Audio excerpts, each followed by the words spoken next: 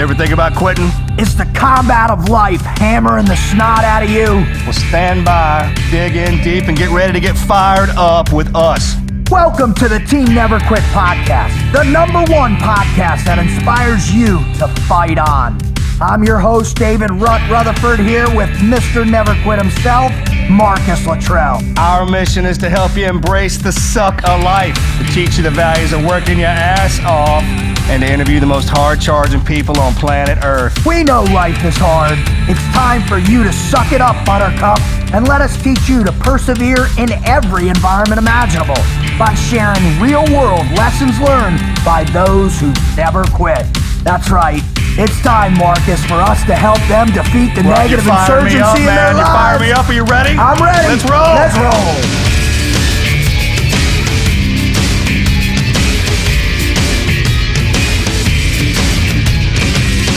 Right, Y generation, right? So, there sure was a quick switch for Gen to Y, wasn't it? It was. They didn't. We didn't rate much. So I guess not. We weren't that cool, honestly, because we weren't quite grunge. We're kind of grunge, but a little bit of that, a little bit. Yeah, of exactly. We kind of rap. I mean, we were grunge, like the computer dorks, right? We were at the middle, Gen X. Yeah, everything. And everybody, it wasn't cool to be Gen X, so they went right to Y, and now Now it's cool though. What's up? I don't know if it is being Gen X. I think we're the best generation there is, man. I freaking love our generation. X-Men. We're the X-Men, dude. I'll stipulate to that. All right, man, I'm what year were you born? 1972. 1972. 1972, Generation X. 5. 75? Still, but barely Generation X. Yeah, I know. And you? I'm a goddamn millennial. Are you really? Oh. Seriously? I think I might go hurt myself. Oh, bro. I'm sorry for you. Really sad. Is that true? So it's your fault that the According younger to this. Yeah. What's go through the cutoff from boomers? Well, boomers, 1946 to 1964. Yeah. Generation X, 1965 to 1976. Millennials or Generation Y. They will go by Generation Y. Yeah. Most people don't understand the distinction. Well, there is no distinction, but anyway, 1977 to 1995, and Generation Z, a.k.a. iGen, a.k.a. Centennials. That sounds kind of cool. Yeah, Centennials, that's cool. After 1996. I don't even know what to say about that. I feel completely goddamn depressed right now. You should. You're in the most worthless generation in history. Human history. At least I'm bringing some youth to this Sound like operation. A parent. Oh my see, God. there it is right there. Parent, Yeah. youth. Yeah. That's what it is. Listen to you guys. Yeah. That's what happened. What do you mean? No, You're the in worst there shit. with me, Dad. Yeah, but I don't talk Help like out. a dad yet. Why don't you help out? Hey, way to not be a man about it, Marcus, and freaking help out. Tyler called me out on the other day. He's like, "What are you hungry for?" I was like, "Man, I don't know. I can't really." He's like, "Way to be a man and not make a decision." I was like, "Oh, That damn, hurts. you got That me hurts. good, dude." Yep. But it's true. You know that. It's true. Absolutely, it's true. All right. Aren't we already into the show? Shouldn't we just... We entered the show via rabbit hole. Good. I like that. So let's just Let's keep it going. come there. to the surface and move forward. What do you say? I dig it. All right.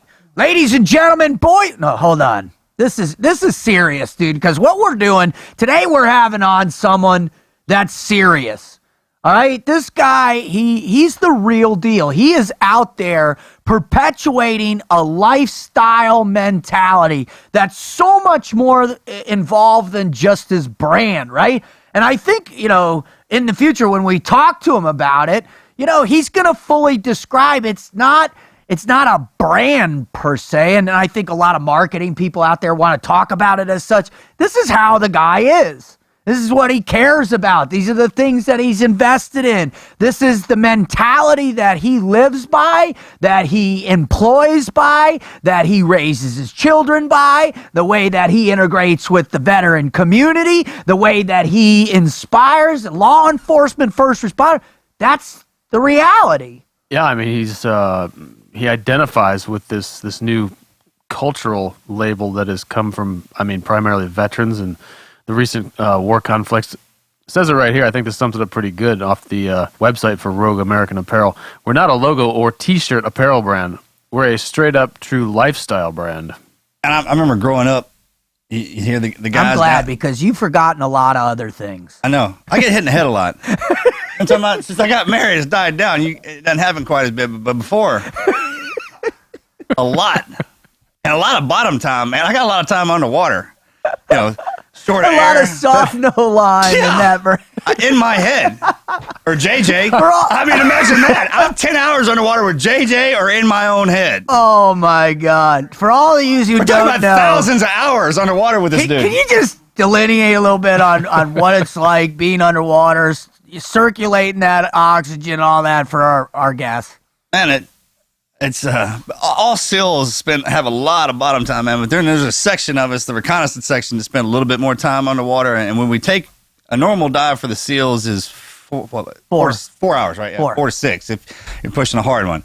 A normal dive for when we get to the reconnaissance platform is 6 to 8. And man, and then they're all usually wide not to be long dives. Mine longest was 10 hours, almost 11.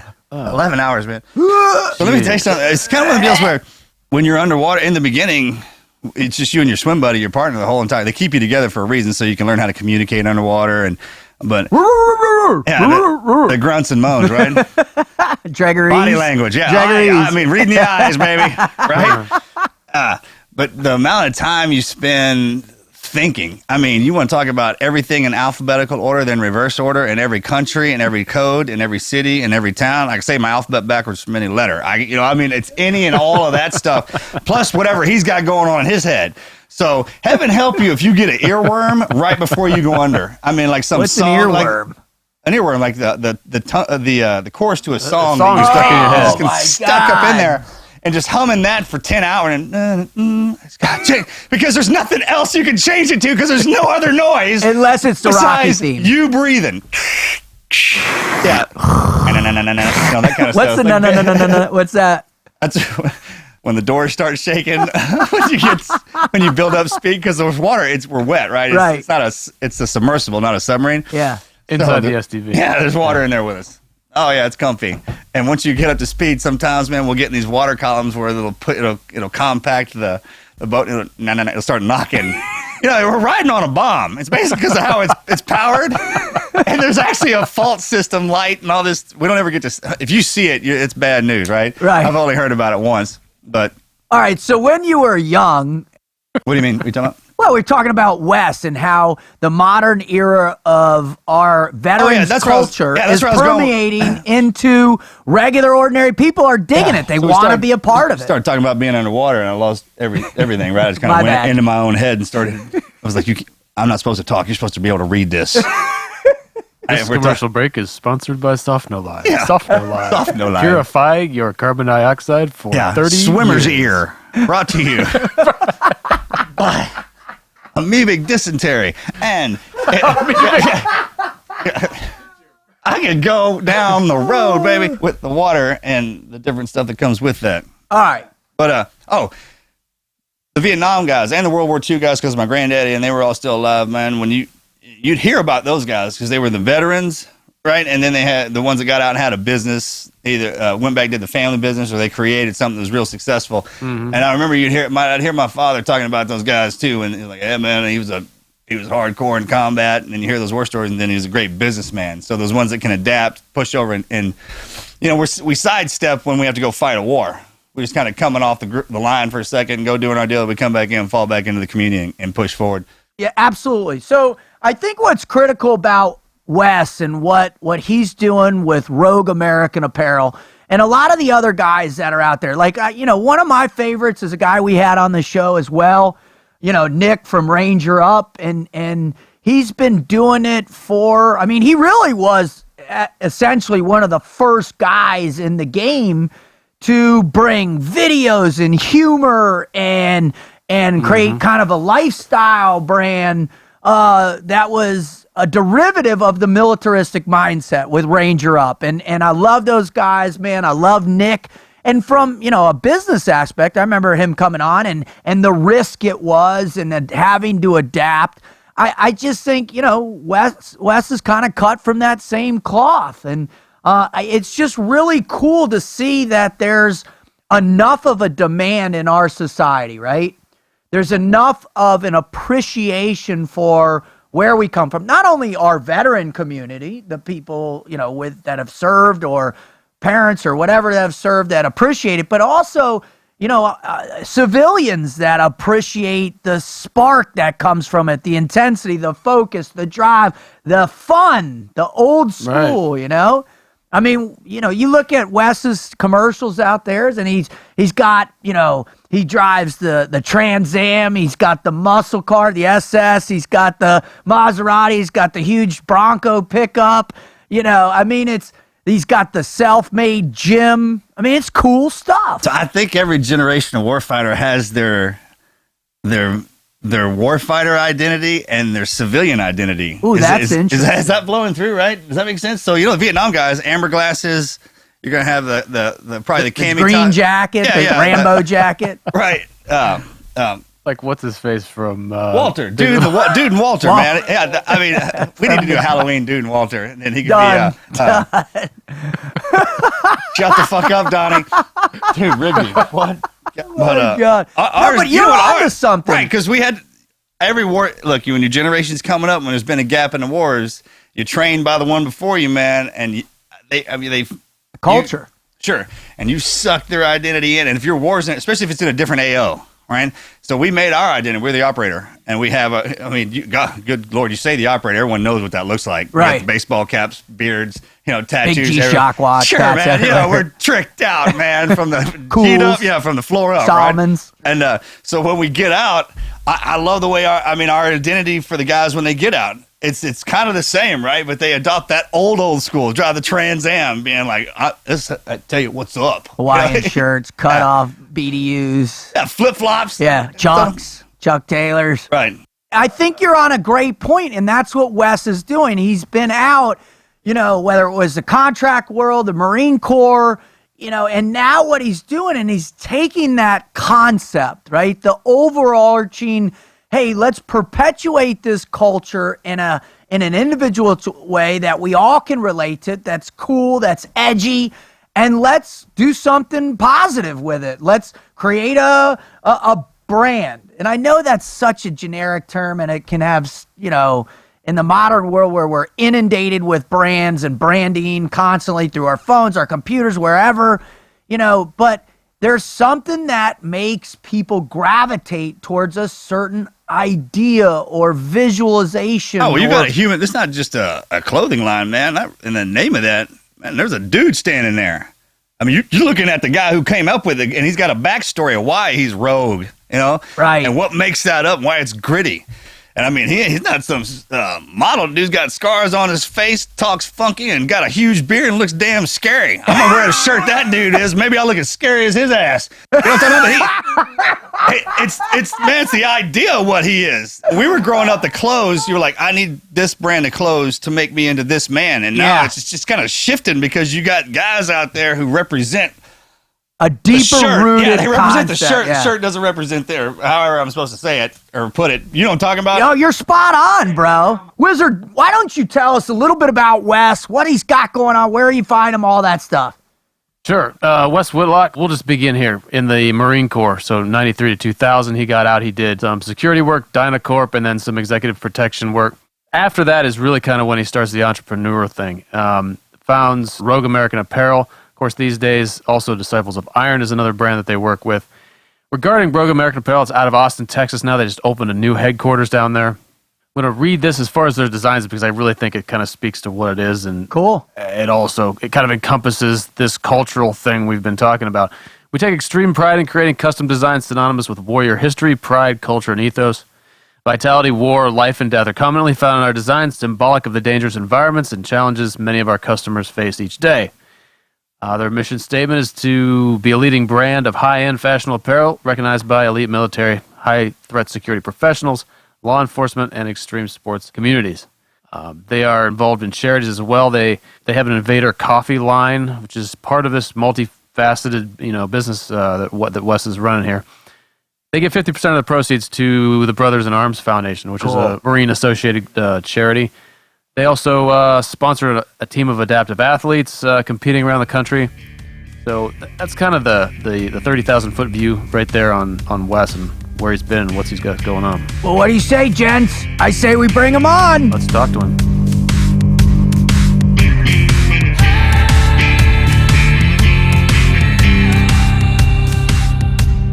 Now, I gotta tell you, brother, I have been waiting for months, and I mean months, to get this guy on the show, man, because there's something about him. And I'll tell you what the spark was for me. And Marcus, when he first came out of the gate in 2011, I'll never forget one of the first images that he posted on his site, right, his Rogue American Apparel site.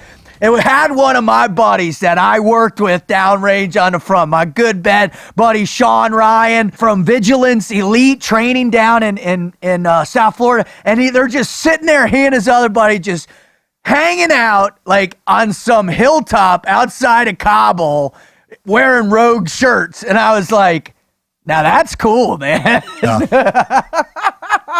So, and then to watch the growth of how he's done this, Wes, and how you've evolved and what you're doing now and how big it is, and it's inspiring. Like, and dude, you know me, bro. I get super fired up with positivity, inspiration, motivation, all that. So, Wes, welcome to the show, brother. Thank you. Hey, right on, guys. Super stoked to be here. First of all, honored to be here. I know you guys, I look up to you guys and what you guys are doing, what you've been doing, and continue to do. So thanks for allowing us to be on your show. Thanks for that great intro. And it's funny, I remember that same picture of Sean. You know, it is cool to go back to those early days where that's where it all started. And it was because of really good dudes that supported me. So that's what it comes down to, man. It is all about that team, isn't it? Absolutely. It is 100%. So, but to have that, you have to build that relationship with guys over years and years and years before they truly support you, you know? So it's an honor for me to have these guys still doing that. And were with me in the beginning and are with me now. And guys like Sean are getting out, starting businesses now. So guess what? We're going to support the hell out of him too. So Amen. It's just that circle, you know? And that's what we got, you know? I mean, if we don't stick together, because everybody knows, Marcus, we talk about this all the time, right? It's not like anybody on the outside's going to come in and be like, here, dude, let me, just take, you know what I mean? Yeah.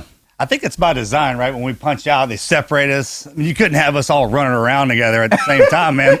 Because I think it is by design because they pull us from every state and we always go back imagine if we congregated. If there was a dynamic that pushed us into that. Can you imagine if there was one state called Veteran State or like Veteran Obama, and that's where we all live, dude? Vetrepreneur.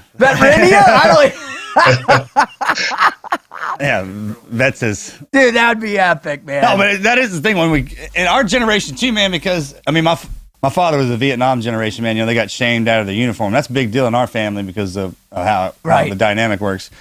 And he went back to his whole crew and doing what he normally did. But it seems like our generation, since America has given us a platform and taken care of us and are proud of us, you got guys like this coming out and taking what you're good at and not trying to hide it, but just kind of shifting the focus of it by half a degree, right? The beautiful thing about what we used to do for a living, man, is we take it all the way to the edge. Amen. Right? And to take another human life, that's as far as you can take the training and doing whatever it is we do. So when we get out, that 1 degree that what we used to do, man, all you do is take that away and shift it into whatever it is you're doing and your passion.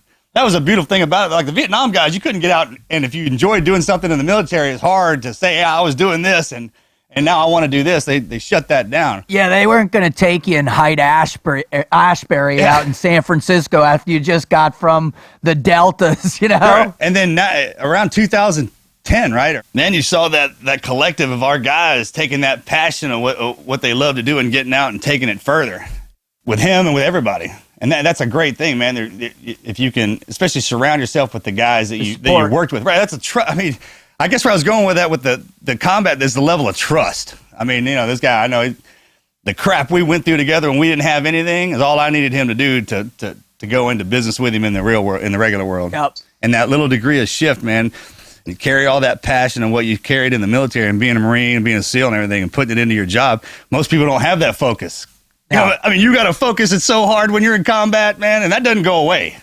You know, they like to hide it or try and pull it out of you or say it's a problem, man. But actually, that focus can. It does what it did for Wes, man. I mean, because you always talk about it. Man. You got to embrace that passion. You got to embrace that drive that you've had since probably.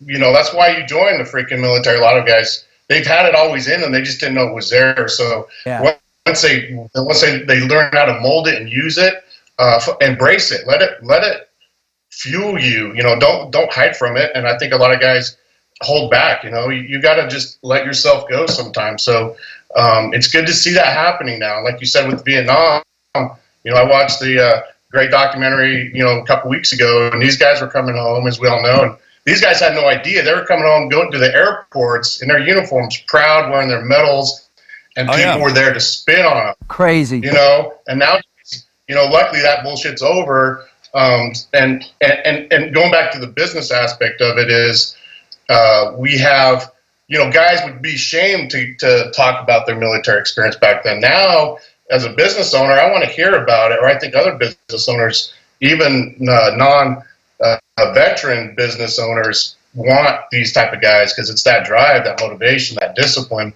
you know, that you don't get anywhere else but the military. So Absolutely. It's cool to see guys embracing that now. Oh, dude, and I love it. So before we go down another one of those awesome rabbit holes of information, we got to get warmed up first, Wes.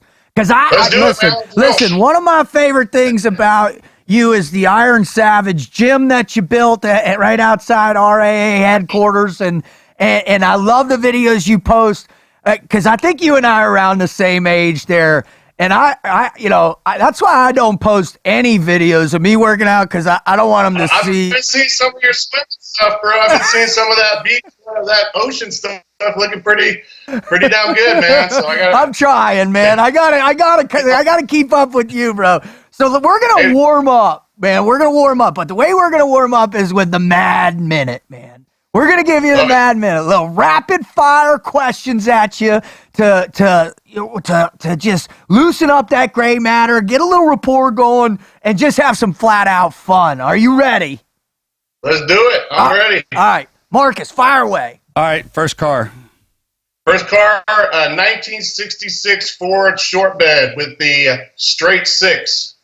We had the slant. How do you get a car six. like that for your first car? Hey, after that, dude, it was $900. I earned it doing dishes, and then I bought a van, an Ecoline van, for $100. It didn't work. I had a 302 in it. Spent the whole summer pulling that 302 and slammed it. Took that straight six out, put that 302 in it, and then we had the V8. So it worked out. Oh my! And in the future, in this interview, we're gonna go down the cars, all right? Because the cars. We love cars here. We love our cars, baby. All right, Wizard, fire away. What you got for him? How about Snake Plissken versus John McClane? Fight to the death. Man, that's a tough one. Yeah, I just have to throw him out, throw him in the pit, and see who comes out, man. You're going neutral. I like it. You just want to see the fight to the death, don't you? Yeah, let's let him throw him out there and see who crawls out last, man. You know. All right. Here we go. You ready? All right. If you could have a dream career of doing something other than you're doing now, what would that dream career be? It would probably be. It would be a fucking musician, man. I would love to be fucking rocking on stage, dude. You know, I love music, and if I had talents and abilities like that, that's probably what I'd be doing. That's cool. So yeah, fucking music, man. I will give us a band that you'd want to play in right now, just off the top of your head. Ooh, I'd have to go with the Brazilian band Sepultura, the freaking hard metal band from Brazil. Yep. Yep. Just unbelievable. Just everything about it. I'd have to roll with those dudes. They seem like they are hard as nails, man. They are. They're like the Pantera of South America. You know, I think they were around this era. you could definitely feel the vibe that they both had, you know. But just cool shit, you know. Just love it. All right. What's the dumbest thing you were doing that caused you to get hurt? Great question. I mean, this happens to me. Mine are Great ridiculous, question. dude. And You guys, have to guys every like day. us, man, everyone thinks that, dude, I do the dumbest. It's causing, man, especially. Yeah, it happens all the time. Even around here, like I like to work on a lot of my own stuff. We got welders around here. We got fucking nail guns. We got all kinds of shit. We don't really know how to use any of this shit, but we figure it out. And every time somebody gets fucked up, gets hurt, you know. So recently, shit, I would have to say, helping my brother. We're building the garage out here out of containers. We took 3 40-foot containers, pushed them together, cut the walls out. Was out there helping him with that and banging my hand on with the hammer, you know, just getting in there and getting on it. So just stupid shit every day. It's something, man. Every day we get hurt out here. There's a lot of things to get hurt out here. You guys come out to my compound, you'll know what I mean. Oh, dude, I can't wait to come, man. I can't wait. I love that place. All right, if you could pick any decade in history and any person from that decade to get drunk with, who would it be? I'd have to go with John Wesley Hardin. The gunfighter? From The gunfighter. The gunfighter, yeah. I'd like to have some drinks with that dude. For shooting the motherfucker for snoring too loud in the room next door to him. That was just a hardcore guy right there. I think he'd be an interesting guy to have a conversation with, for sure. I'd like to ask him what went down with that kid. If he's the one that shot that kid, you know what he did, right? Towards the end there. Yeah, I know. Yeah, no, I did hear about. I heard about. I don't know if that was ever proven or not. And yeah, that's what I'd love to ask him, because I'm like, hey man, you kind of got a bad rap on some side of it, and then if you know the whole story, you're like, it's the other. I'd like. There's always two sides. Yeah, there's always two, especially those gunfighter guys. You know, they, as you guys know, they were good guys and bad guys. Those were different times. So, but yeah, I'm sure there was a lot of bad day back then with a lot of those folks, but yeah. Anyway, that's I just drew that one out there. And you know how it works, man. You'd be a good guy doing something, and then something changes upstate, and then you're a bad guy now. Back then, you know, absolutely. Bloody Bill Anderson, you know, paid revenge on those that killed his family, and some he's a hero, and others he's a freaking he was the Reaper. You know? So there's two sides always. All right, go ahead. Hey, Wes, you got off easy on the first one, buddy. I'm going for another fight to the death question. Here it comes. Let's roll. Weapon of choice, fight to the death.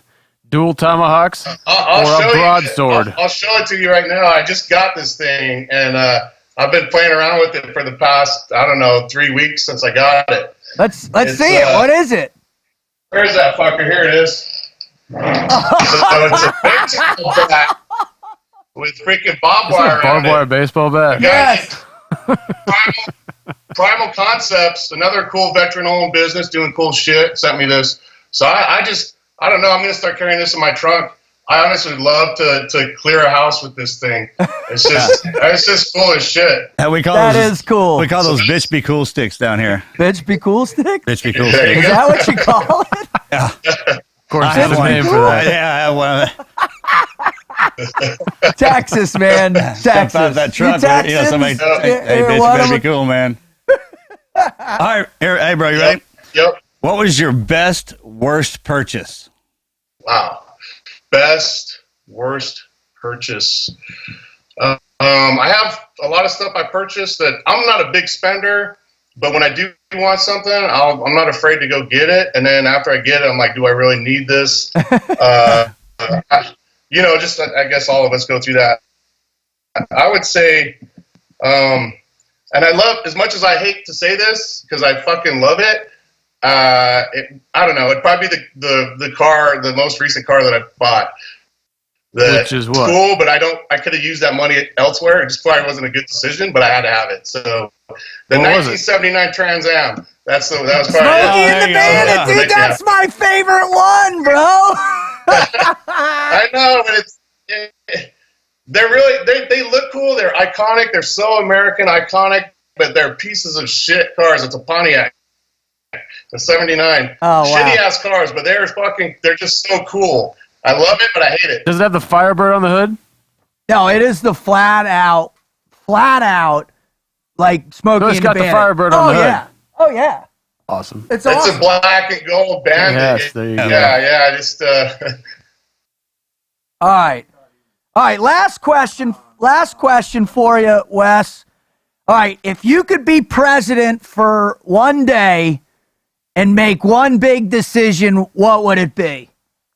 ooh, that's a big one. I would have to say, I would make a flat tax for everybody, have different levels. Guys that are at different levels of income, but not punishing those that are busting their asses and building this economy. The number one builders of the backbone of the American economy is mom and pop small business, not big Amen. Apple and all that shit. It's small business. And those are the ones that get hammered with taxes and all these other limitations that are set on them. And they're the ones, they should be rewarded. If nothing else, the government should fucking be paying them. So that would be me. I would cut that out altogether for small business. So yeah, that would be it, man. I would revamp the freaking IRS and the tax system here. That's awesome. Yep. Awesome answer. All right. So hopefully you're good to go. You're warmed up. I know I am. Marcus is. Wizard is. All right. So let's pivot. Now, Wes, the reason why people come to our show, I think, is because they're either trying to figure out what they're going to do next in their life. They're getting the beat down from life itself, whether a relationship, whether their personal, professional life. They're just struggling. And they're looking for some inspiration. They're looking for some quality information on how they're going to learn how to face adversity, overcome obstacles, and basically get into the combat of life.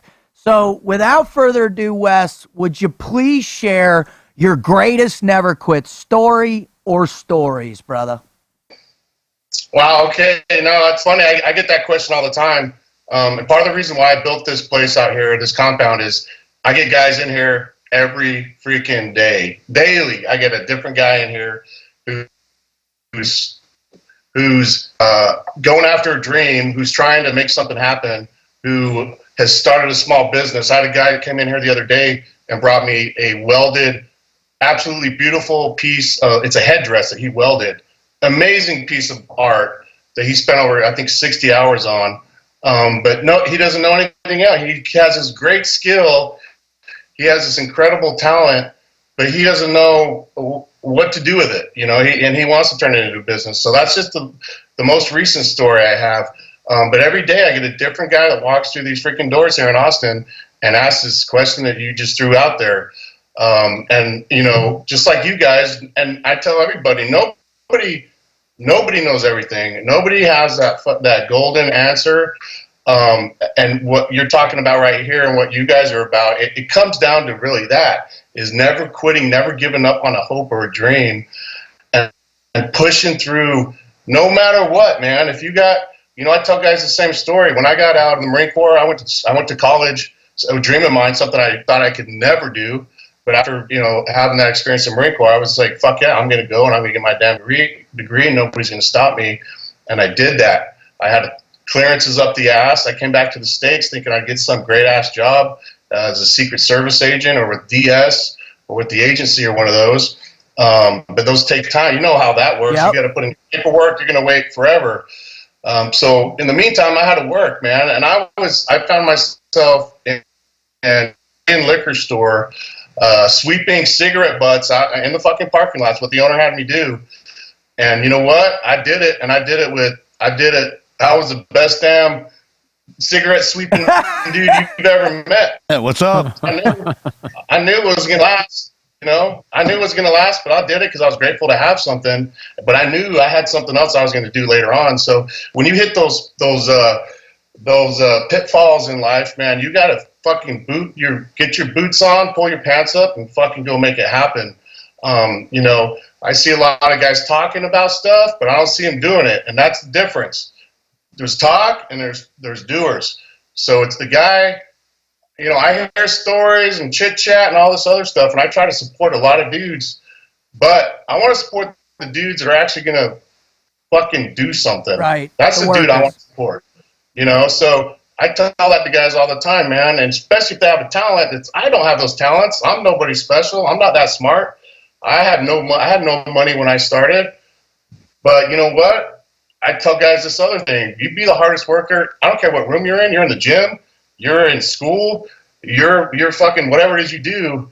You be the hardest worker in that room. I don't care if you don't have the talent or the ability that this other guy does, but if you outwork that dude, at the end, you will eventually come out to where you need to be. So you got to put in the work. You got to put in the drive.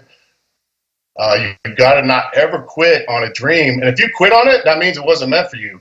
Absolutely. Yeah, you can't quit something that's what you're supposed to be doing. Well, the challenge, right, is getting to what you're supposed to be doing. That pathway, all the different little side streets you got to go down. And that's what you want to do. Like, right? Exactly. So if you see something and you're like, oh man, that'd be really cool, but you don't want to do the stuff to get to the cool thing, then you're not wanting to do, you shouldn't really be doing that, right? You don't want it bad enough. Yeah, the whole ride is getting through it. And then when you get the moniker or whatever it is, the title or whatever it is you're searching for, man, then that's how you appreciate it. The journey. Yeah, the journey, the work you put in, man. It can't be taken away from you. That's why you put the value in yourself and not everything around you. I mean, that's just kind of white noise. Clothes, cars, house, all that stuff like that, man, can be jerked away from you. At any time. At any time. Life is about building up the value inside of you. So, like, when you come walking through the door, man, it ain't what you got on. It's what's coming with you and all of that. That knowledge base. So, Wes, here you are. You're sweeping cigarette butts in a parking lot. Give me the process of being from that to doing executive protection downrange for Dynacor. How did that all come about? Well, so yeah, as I was doing that, I had my paperwork in with all the different agencies, waiting for my clearances to go through and all that. As that was happening, I ran into a buddy of mine that worked for diplomatic security. He was a DS agent with the State Department, and he's like, "Hey, there's this new program they just kicked up, protecting folks in Haiti and Israel and Afghanistan. They're looking for tier 1 guys, which I was not, and I'm like, man, that's, he told me about the school and the qualifications and all that stuff. And I'm like, man, I don't know if I'm, and this is another lesson right here too, and I said, you know what? In my head, I knew I may not be qualified to do this, but you know what? I'm going to go try. I'm not afraid to try. I'll go to that damn course. I went to that course, and there were some good dudes in there. But you know what? I busted my ass and did quite well. So in CQB and the whole damn 9 yards. So that opened up my door into the high threat protection stuff, which took me all over the world for years doing that, which was just one of the greatest experiences I've ever had, not only making money, but when you got some of the best dudes from different walks of life and different units and different service branches working together as one, it was awesome. I met some of the best dudes I've ever met, doing that. And, so that's where that came from. I went and did that, and that pulled me into that protection world. I did that for about 6 years, which was great. It took me all over the world again. I worked all over South Africa and Italy. I have a lot of experience in Italy, so I got the language and know the land pretty well. So I got, when the family members would go to those areas, I got to do those, which I love travel. I love going to new places. I love working on my own when, in different areas. So, but again, that starts getting old too, man. That kind of work, you're traveling and you're basically owned by your client. I mean, guys that want to get in the protection world, I think it's all cool fucking bodyguard stuff. It's a lot of standing around. It's a lot of changing bike tires, and you whatever it is. I actually met Marcus at Michael's house when you came up with the governor. I was on that dinner. detail, and that's when I met you. So you saw that house. Oh man, I know exactly what you're talking about. Because when we would go out places, my natural instinct was to bleed back with you guys. I always go back with the detail, and I just feel more comfortable there. Yeah, totally. I mean, they tossed me keys, because I had I looked the part too, right? So I didn't know that I was there with the first family, and then I'd be out parking a car, which was fine, man. I dig that kind of crap, but that house was crazy. That house was crazy when y'all walked me around and just driving up to that place. What's in the yard? You know what I'm talking about? You never even know it's there. Yeah, God. Well, it's funny. I was up there. I was up there like after that point, and your book was there. I saw your book sitting there on the shelf, and I told his daughter, which they're probably not going to read it. Just being honest, they got millions of books. Yeah. You know how it is. Sure. But I told his daughter, I was like, that book right there, that's one you need to read right there. But I saw it there, so it was kind of cool seeing that. Oh yeah, I appreciate that. Yeah, that's cool, man. That was a cool adventure, man. I enjoyed seeing that and getting to have dinner up there. That place was. Yep. It's another world. All right, so Wes, what happened then, man? You're into this next job. It didn't change the travel. It didn't change the pace. When did the light bulb go off, man, to take this huge risk to get in my opinion, one of the most competitive industries in America, the apparel business? Absolutely, yeah. So that, and this goes back to a kid, when I've always had that entrepreneur spirit. I was out as a kid, man, finding ways to make money, collecting cans, knocking on doors. I've always, so I've always had that entrepreneur spirit, and I always knew, I told myself at 40, I'll be 43 in August. I told myself at 40, I am done working for anybody. Like, I'm done. Like, I will be doing something. I don't care what it is. But so it goes back to, so when we were overseas, and you guys know too, teams make shirts. Each team had a design, a shirt. It was a lot of infidel type of shit. Yep. And I was the guy that always kind of did that. We just did it for morale, just for the team, for the guys. And guys loved it. I was like, so when I got out, I'm tired of doing protection, and I'm getting burned out now. I'm like, fuck, I need to find something. I got to do something.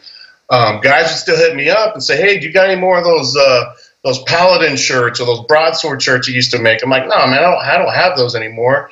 But it sparked something, and I was like, well, the guys loved it. I still had a lot of dudes I knew downrange. This was 2011. There's still a lot of stuff going on over there. And so I was like, you know what, let me kick up some shit. So I kicked up some old designs that when I travel, like when I go to Rome, I'd visit some of the old churches that the Crusaders would stop in on the way down to Jerusalem and see some artwork in there that you just don't see. Amazing shit. And I'm like, that stuff is the kind of stuff I want to see on freaking clothing. So it started like that, and that's where it started. It started with 2 or 3 or 4. It started growing. And I was like, man, I got 10 orders. Wow. Come home, pack bags. I'd go on another trip, come back, pack some bags. And it just slowly started growing to the point where I was like, damn, I'm doing pretty damn good. Considering I'm doing this part-time just by myself. If I went full-time and put all my effort into it, could I go to that next level and pay my bills and, get by and slowly grow my business? And that's a big difference too, where a lot of guys that get jammed up is they don't want to take that leap, and it's a really hard one to take. I had a great job. I was making 6 figures. I was in the States. Those jobs, that EP job, you don't get those jobs. Once you leave them, like, you're done. You don't go back. So it was a big, and I got a mortgage and kids, and, we have medical and everything covered, man. So to walk away from that and jump into the business world, clothing, apparel, whatever, was a big risk. But I knew, like Marcus said earlier, like, I knew I wasn't going to fail, and I knew I was going to put everything into it. I knew it, and I would not fucking quit. So I said, you know what? I put in my 2 weeks, and pulled the trigger. And within that when I left that day, I walked out that parking lot, I knew a huge relief was off my shoulders, because now I could go do what I really wanted to do. I could put my efforts and energy and everything that I wanted to do, to what I wanted to do. And when you're doing protection, man, you can't half-ass that shit. I was starting to fail myself professionally, because here I am wanting to do my business work on that, but then I got clients I got to take. I got responsibilities here. So now, it's like that old saying, you can't half-ass 2 things. You whole-ass one thing. You try to I love it.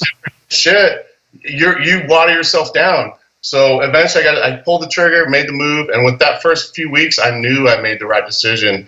And it allowed me to do all those things that was holding me back. Now I could put everything into it. and I did, and it worked, and I've been blessed that it did. But it's still, I still grind every day, man. I'm here, I'm working 24/7, just like you guys. I mean, guys think, oh, sit back and make money. No, dude, it's continuously putting the daily grind in. Was there a benchmark moment where was it like 100 orders in a week, or what was the benchmark for you and especially your family, where you're looking at yourself going, but then all of a sudden you cross that threshold, you go through that gate of fire and you're like, I think this is it, man. I think we're there. When was that moment for you? I still don't feel that moment, brother, to be honest. No, it's I hear what you're saying, and I get that question asked a lot to me. They're like, "Hey, man, you must feel this, that, or the other," and I'm like, "No, man, I don't. I'm not where I want to be, man." And I think I think it comes back to just, it's a blessing and a curse, man. Sometimes guys like us, the guys that just want to keep going, need to pull yourself back in and say, "Man, you know what? I'm doing pretty damn good," and not get wrapped up into. But that's hard, man, and I fight with that every day. I don't know where that is. I want to find it though, So. Well, yeah, man. That's the beautiful part about it. That's the way I live, man. There is no end game. I'm gonna give it. What are we in right now? 100%. Run it till it goes, man. And for those of us who've got so integrated in that type of lifestyle, man, when you do shift over to something that doesn't have anything to do with that world, man, it's even more. We possess a power that no one else does, right? It's just kind of like, what do you mean that we're up for a few days? Hell yeah, I've been up for a few days. Why are you even keeping track of that? Take your watch off. We'll work through lunch and get off late. That kind of crap. It's just an understanding. Right. It's a joke, right? You start when you're like, hey, it's lunchtime. Yeah, we're going to work through lunch and get off late. Roger that. Let's do it, baby. Totally. You know what I mean? What you're talking about, it comes down to mindset, man. And it's there. I think we have it. We understand it. Some people don't understand it, and you can't sell that to them. You can't make them understand it. And I fight that with employees all the time. I get frustrated because I'm like, I want you guys to fucking put in the work and love this shit. I do my best to give you guys the best I can, but I can't force you to have that mindset. So I think guys, I get to take it for granted because we love that fight. We love that grind. It keeps us alive. It keeps us awake. It keeps us wanting to learn more and explore more and do more. I think it's a rare thing. Yeah, well, it's not a job. And when you're trying to explain it to somebody, the feeling, and it's a job for them, then that's the miss right there. Like, I wouldn't get fired up about something I wouldn't that I was just getting by on, right? I do this I do this to pay for something else. And you do that to pay for this. I mean, for what it is. The lifestyle of running a business. Right, the whole concept of it. Wes, I got a question for you.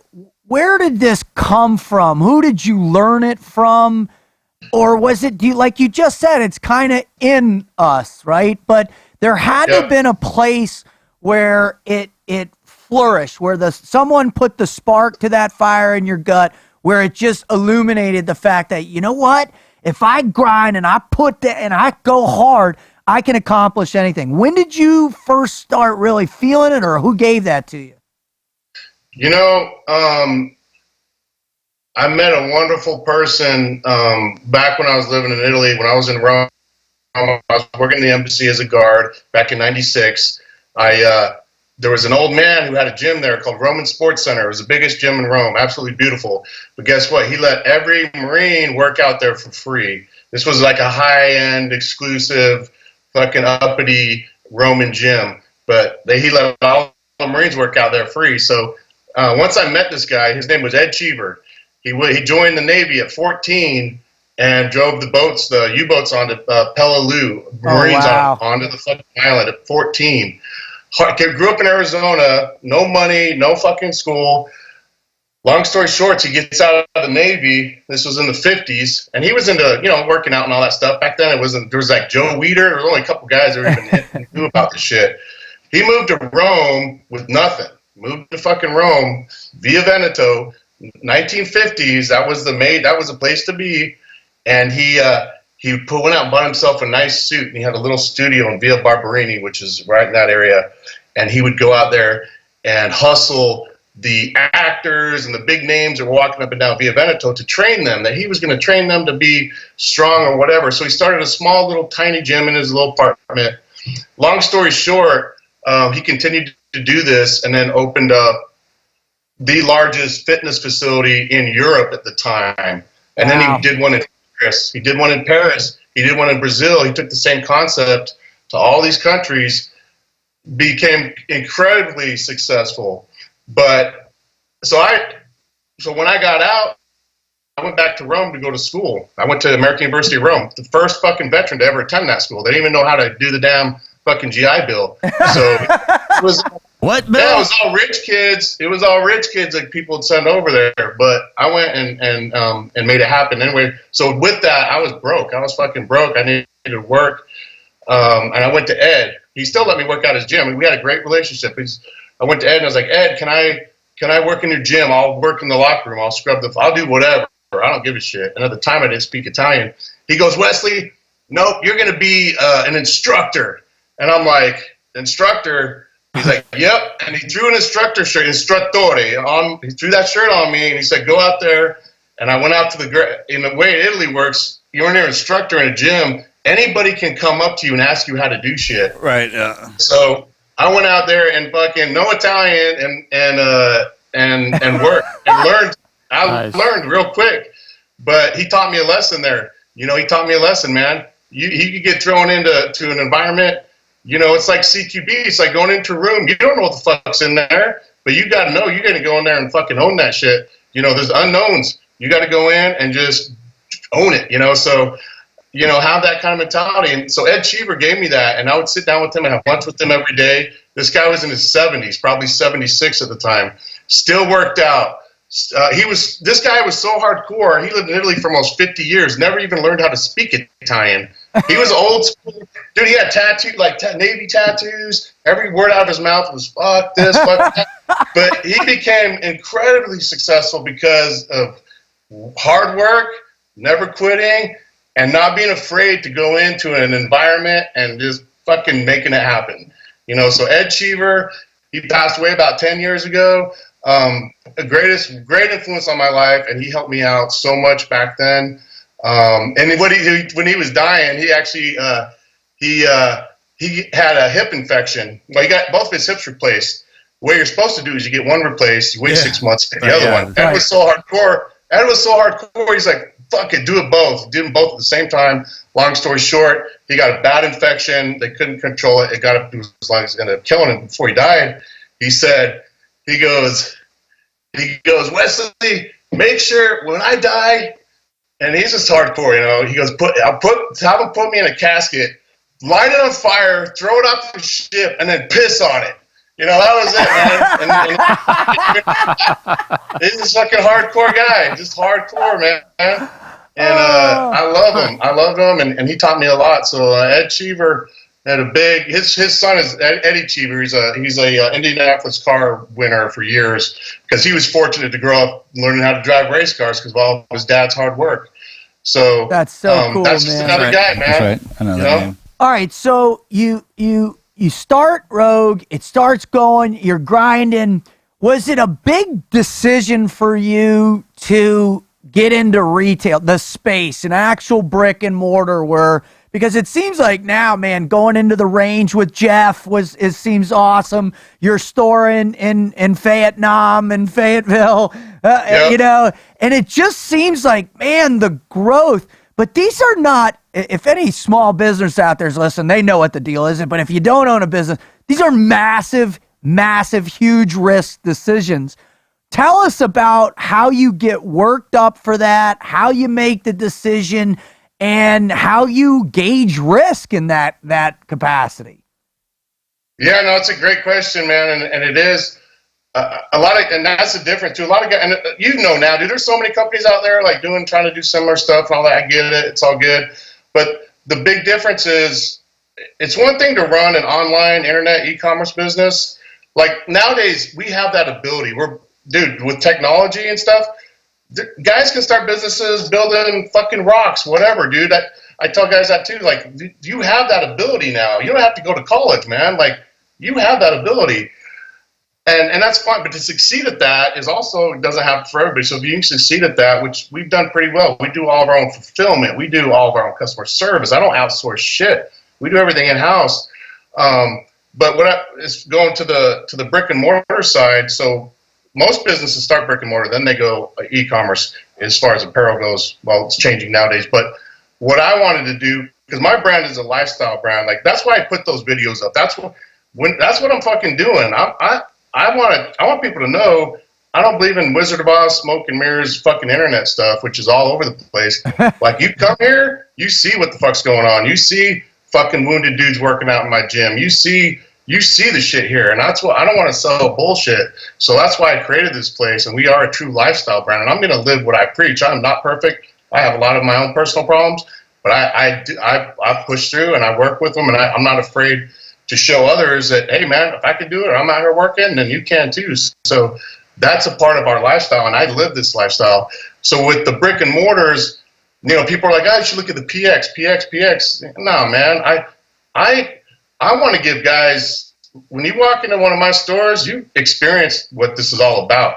You go to my walls and you see stuff from paintings and patches and stuff from dudes all over the world who've done amazing shit, and they're bringing that in and putting on my walls. You don't buy that shit. You don't put that on the internet, man. So that's why I created the other stores too, to give guys that experience, or girls that want to go in and see what it's about. I don't want to be a PX brand. I don't just want to make do the easy way. That's the fucking easy way. I think our brand and our supporters deserve better. They're more valued than that, man. They're more valued than that. So that's, but like you said, doing that is not easy, man. Opening up a store, you got to get managers, employees, inventory.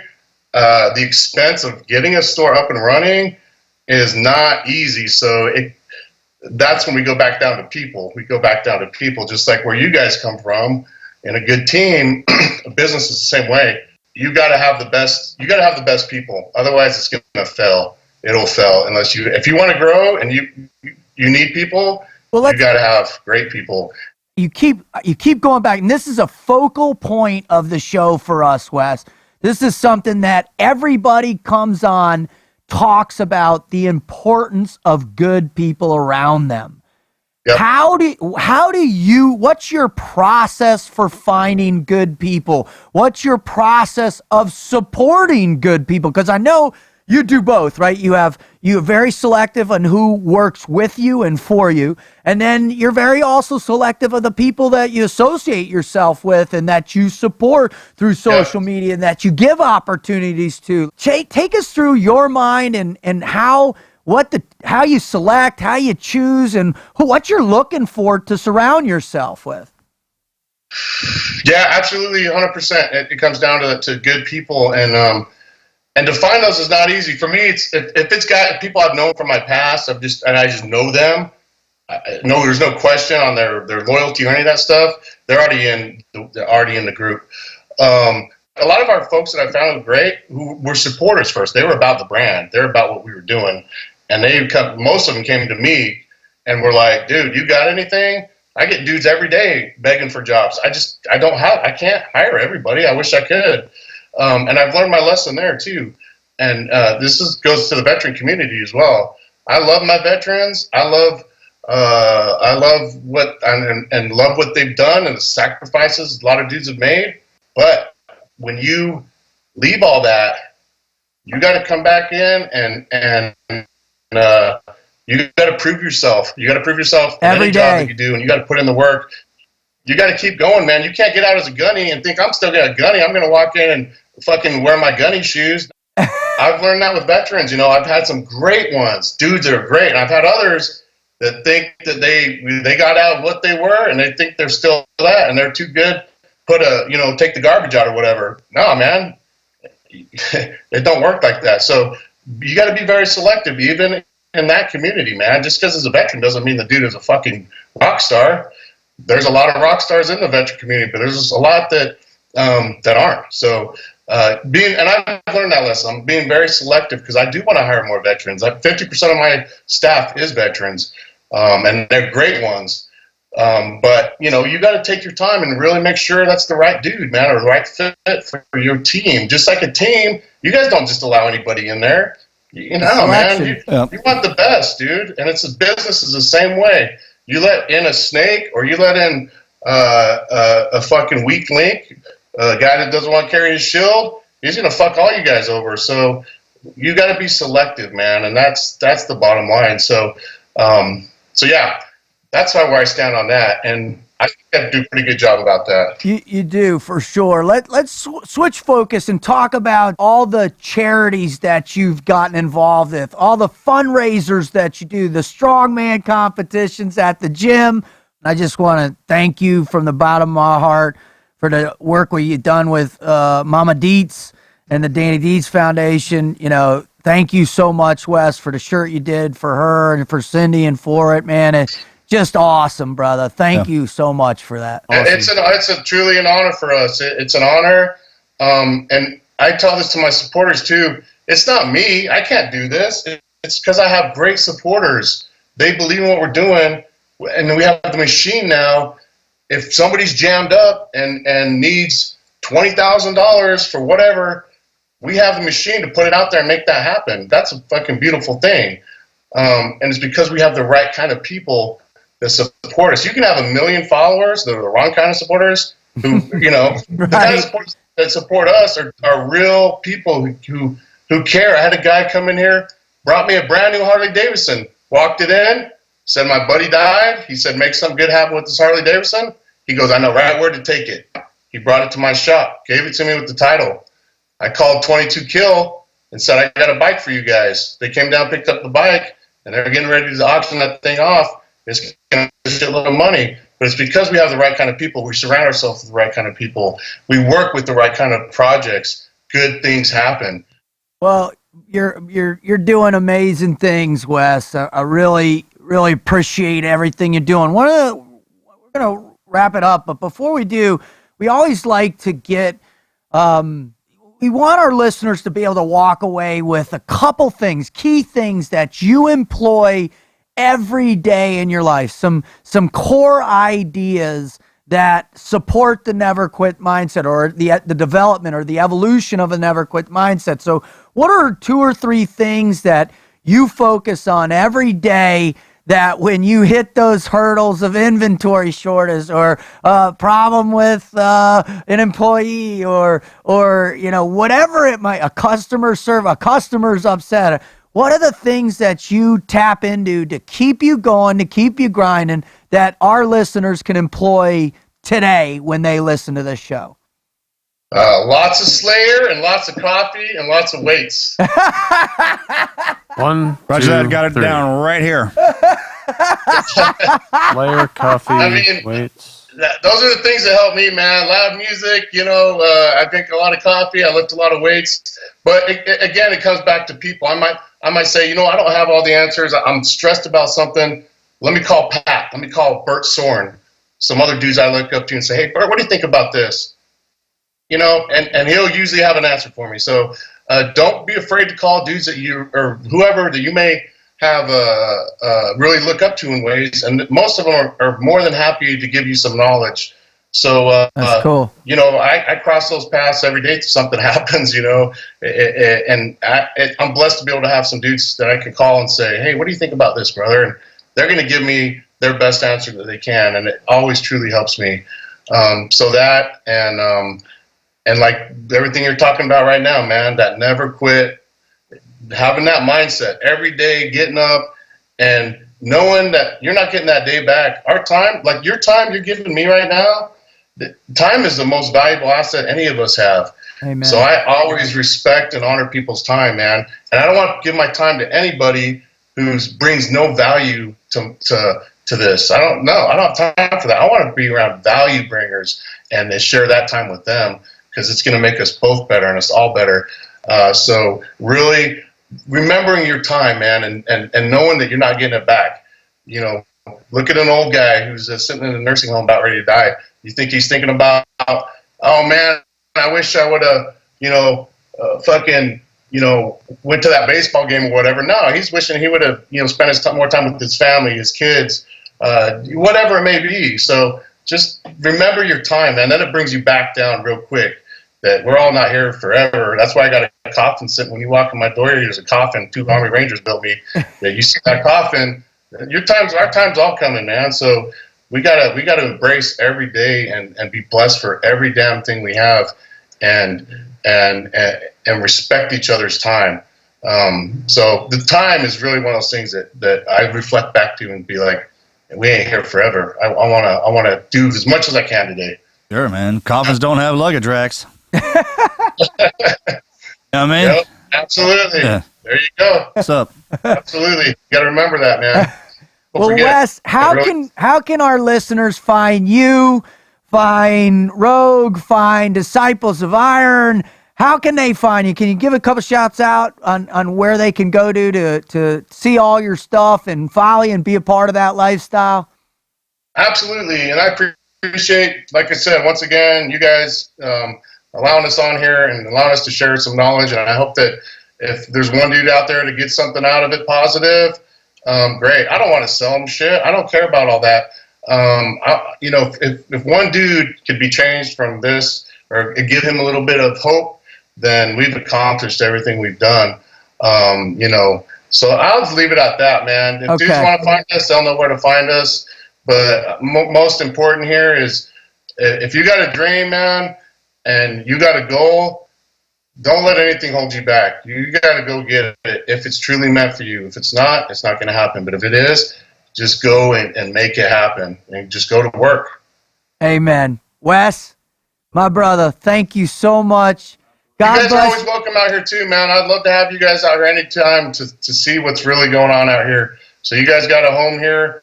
I got an apartment here for guys that need to stay. Again, dudes that want to come and work out at my gym, it's free for you guys. Anytime, come out and work out. If you want to talk or whatever, you just let me know and we'll make ourselves available. Awesome. Thank you, Wes. God bless you, man. Absolutely, man. Thanks. Right on, guys. Thanks, man. Yep. Later. Later.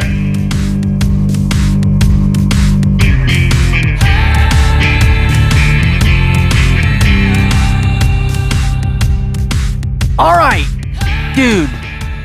You know what I said, dude. Dude. I can say dude.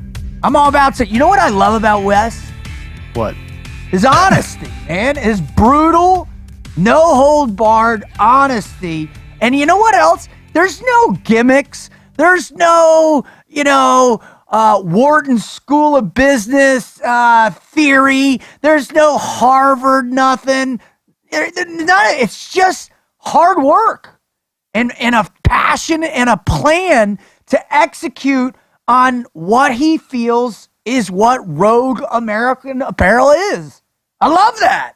Well, he's created an opportunity for people that work hard and kind of that lifestyle to identify themselves as well. When you're not pushing it out into big places, just anybody can go in there and snatch it up, and you got to go in there and kind of put the work in, and it revolves around that community. And you see that a lot now, right? People are actually wanting to get back into the organizations that identify themselves as good point. I work out hard. I live this way. I eat right. Lifestyle, brand that you can identify with. Yeah, it's pretty brilliant. I didn't really think about it like that, but as the generational, the millennials, man, identifying yourself by your race, religion, now they're identifying themselves by how hard you are, by what you've learned and how you live, right? That's kind of coming back around. Exactly. Yeah, I've been kind of thinking about this cultural phenomenon of, I don't even know exactly how you'd label it, but it's this veteran tactical workout, one part biker club, one part charitable organization, one part drinking club, one part CrossFit, one part. It has very unique characteristics to it. I don't know exactly how you label it, but it is its own animal. The culture that, say, something like Rogue American centered in, or I think about like a Derek. I started thinking of it when we talked to Derek Wida, right? He's got that humor thing, but it's also combined with there's like a strength, integrity, and honor component, but then you also add in like a drinking and somewhat hedonistic component to it, right? It's a culture that is its own thing, and it's developed over the past 10 years or so. I guess it's kind of revolves around who developed it. Kind of exacerbates from them, right? I mean, of course. That's him, right? People see themselves in him, he's going all out, right? And just tell you, well, this is what I got, and this is what I am, and this is what I'm all about. And people, man, who never even experienced that world, they get a chance to see that, and they're like, you know what, man, I think I might have missed out on something, but now we're all caught up again. Maybe I can get a chance to get in here and see if I have that kind of fire inside of me. And I kind of wonder where it's gonna go and develop into. Yeah, good question. No, yeah, What great is question. the path of its natural evolution and the role it will play, or maybe it'll just go away. Maybe it's faddish. I mean, what do you think, Dave? I don't think it's faddish at all. I think when you look at post-World War II, a truckload of stuff came out. Great pull. That's where the Hells go. Angels were evolved from old airplane mechanics that came back that used to build whatever, and they started building motorcycles out of spare parts and cars. The car culture evolved out of that. You started having the rock and roll and a certain greaser look, and the concept of military subculture bleeding into grander society's culture, that's been around since forever. I mean, every time there are great wars or whatever, because remember, in every society, with the exception of possibly Vietnam, you also got to remember a great component of the country, they make it seem like everywhere everyone hated Vietnam vets. That's not true. There was a huge populace of this country, from the small towns in Ohio, the small towns in Macon, Georgia, the Mississippi, wherever it was, that still had a definitive passion, because they were World War II vets. The Korea vets were their fathers, their aunts, their uncles, and that's why kids went in or were drafted. So I think now the way our subculture is being distributed, because we have the vehicles of social media. Yeah, we have the digital age to push it out there. Right? And I think, hey, why is it bad to think about muscle cars, working out, shooting guns, and being hard and never quitting as a bad thing? But also charity at the same time.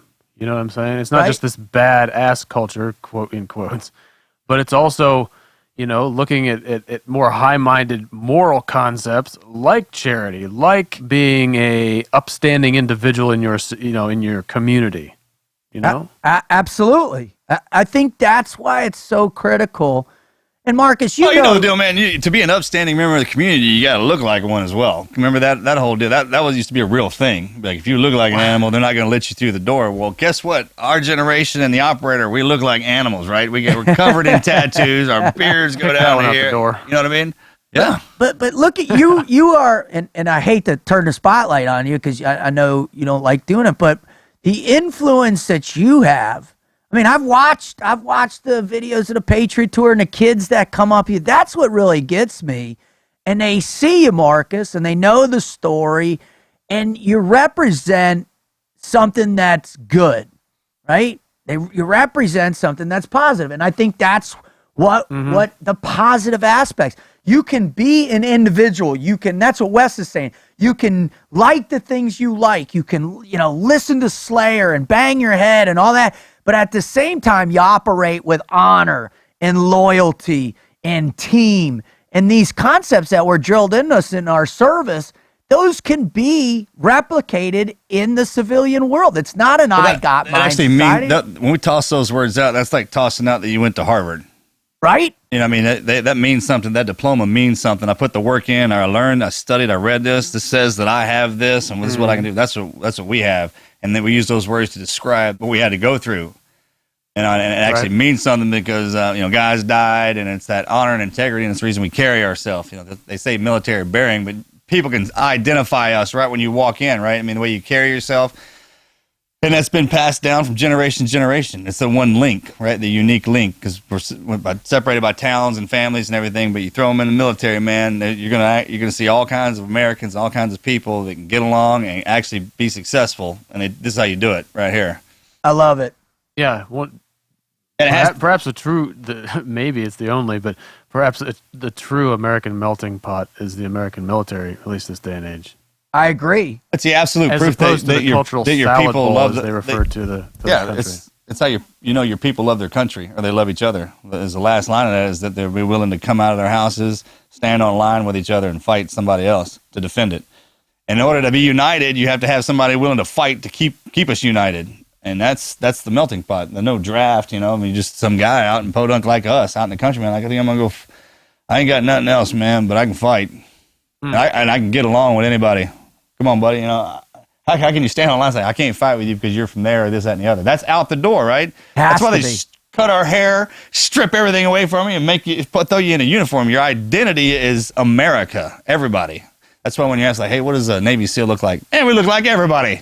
You're like, oh, SEALs are 6 foot. No, we're not, man. We look like everybody, speak every language, every religion, got every attitude known to man. You're just looking at the most alpha of it. That's why our stories and our adventures are so nuts, right? Go. You got the ice cream guy. His guy sold ice cream for, coming up, man. And then next thing you know, we have an ice cream party. It'd be the best damn ice cream party you ever had, right? It doesn't matter what we're doing or how hard we're playing. It is going to get so intense that it's unbelievable. Right. I love it. Well, listen, I just really loved having Wes on, man. He's got such insight in such a focused manner, and the fact that what he's doing with his business is just tremendous. So kudos to you, bravo, Zulu, brother. Keep it up. All right, let's jump into a reader story. Now, this one, I got to tell you, gents, this one's heavy. So, but it's powerful in the way that it lends itself to the never quit mindset.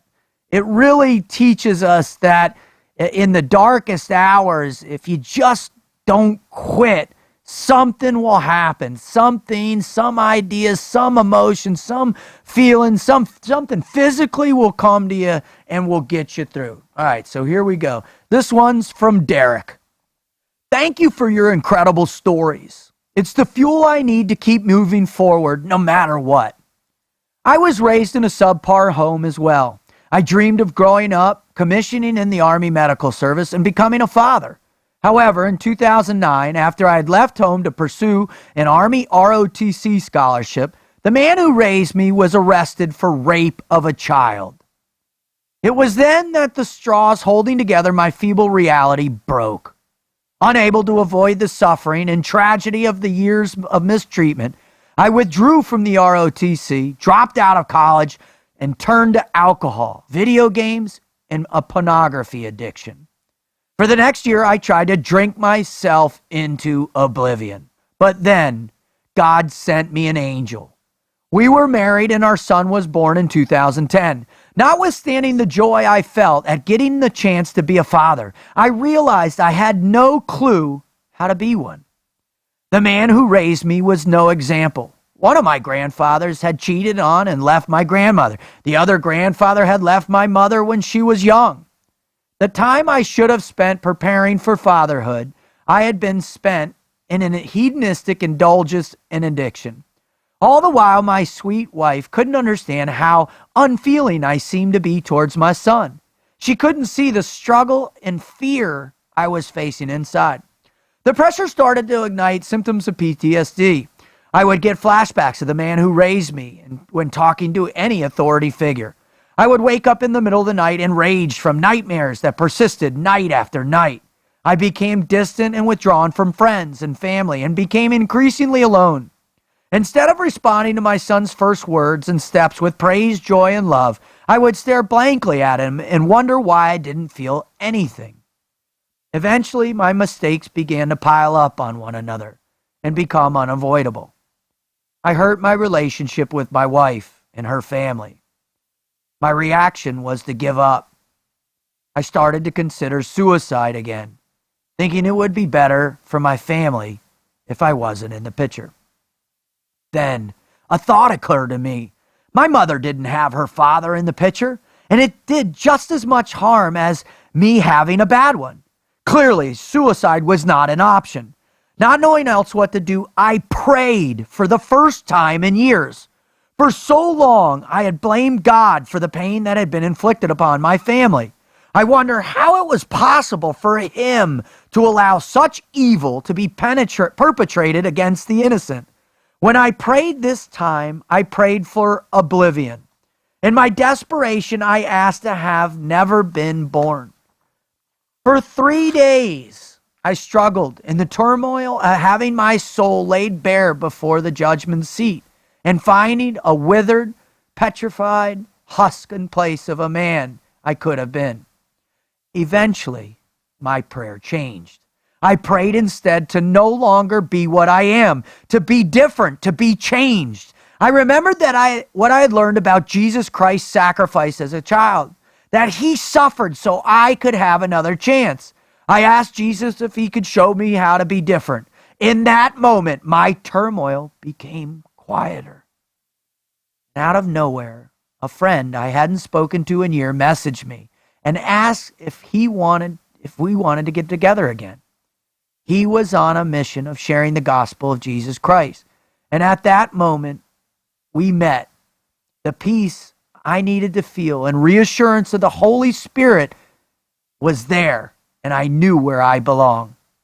Since that day, I've been fighting to overcome my weaknesses, build my talents and abilities, and be a better father and husband than I ever imagined I could be. I am in the middle of my never quit story, and the ones you share inspire me to fight on. That's heavy. Yeah, for sure. I just want to say, Derek, thank you for writing in. It takes a lot of courage. It takes a lot of ability to embrace your fears, to share that with the public, to share that with us. And I commend you on your pathway to walk with Christ in this. He's been a tremendous help for me in my life, and especially the most recent journey I've been on. And he's will be a wonderful God, but also realize, man, you define who you are every single day.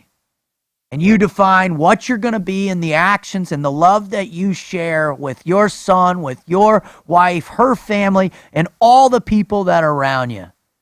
So embrace those fears, walk that path, and you're going to be all right, man. Oh, when you write it down, you can see it becomes real. Totally. The act of a lot, we think a lot in our head, man, and then we bypass it and feel something else. It's not real. It's not a problem because it's only there for a little bit, but it's kind of always there. Yep. Always there. Just write it down and send it to us so we can blast out over the airwaves, man. That's a strength, and you found it, right? You're in my never quit moment, and we were talking about that earlier, man. That's whatever's driving you to that one direction, you figured it out, and then you turned it around, and now you're moving back up out of the rabbit's hole. That's what it is. That's it. That's it. That's it right there. That's Keep pushing. It. Listen, thank you, Derek. Thank you. I just, what a great show. I want to thank Wes. Man, he was amazing. Thanks for coming on. Thanks for being patient with us over all those months, man. Thanks to I want to thank God. I want to thank Christ for your influence in my life. I want to thank my children. I want to thank my family.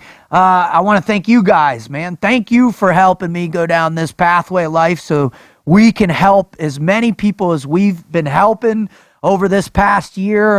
And I want to thank, most importantly, the listeners. Because without you guys coming back and giving us these stories, writing in on our website on tnqpodcast.com, sharing these stories, sharing your stories on social media with us, and also taking the podcast and sharing it with other people that are in need, other people that are struggling in their own unique way, because it's the pain that unites us. But it's also the ability to overcome, to face adversity, and to never quit. So thank you to all those listeners for being a part of our show. Marcus? Great show. It's always amazing when you kind of have a general background on somebody who's coming in here, man, and no matter how many times you hear somebody's story, even if it's the same idea coming out of their mouth, how they get through it, just the verbiage that they use delivering it just affects you in some way, right? Amen. I mean, it's kind of fire you up like, I like the way you said that, man. Or I already knew that, but the way you said it just fired me up. You know Yeah, I knew that, but now I'm excited about it. Yeah. That is the phenomenon of this show. I mean, it blows me away, man. The fact that we do this, well, I just can't even comprehend it.